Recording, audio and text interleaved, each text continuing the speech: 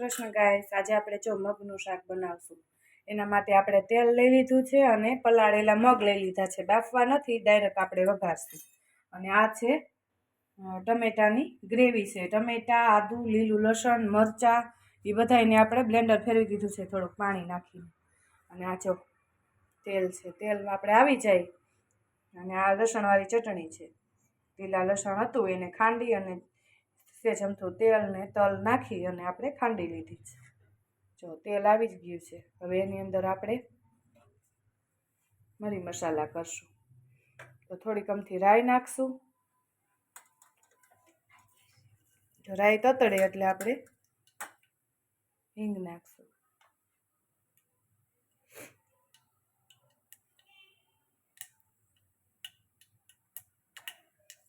તો હવે આપણે હિંગ નાખશું, અડધી ચમચી જેટલી હિંગ નાખશું।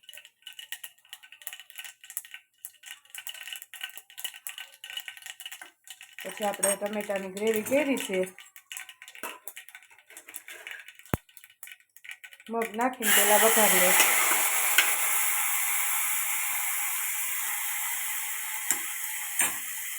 નાખી આપી હવે સહેજ અમથું હલાવી લઈશું।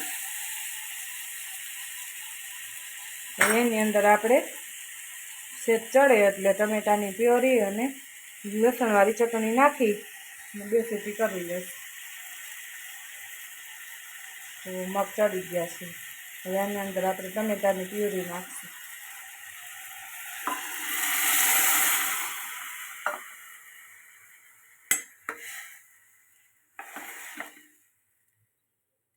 આપણે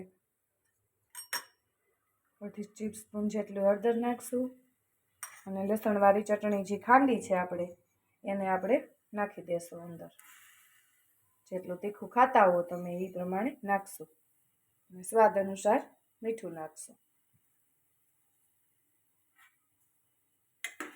હવે આપણે આને 3 થી 4 સીટી થવા દઈશું।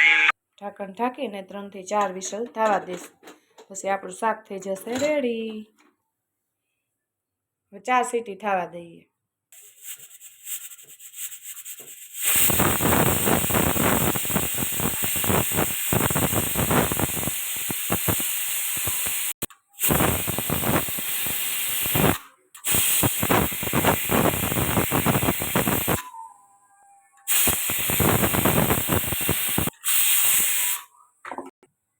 જો હવે આપણું શાક રેડી થઈ ગયું છે, આપણે ખોલીને જોઈ જોઈએ।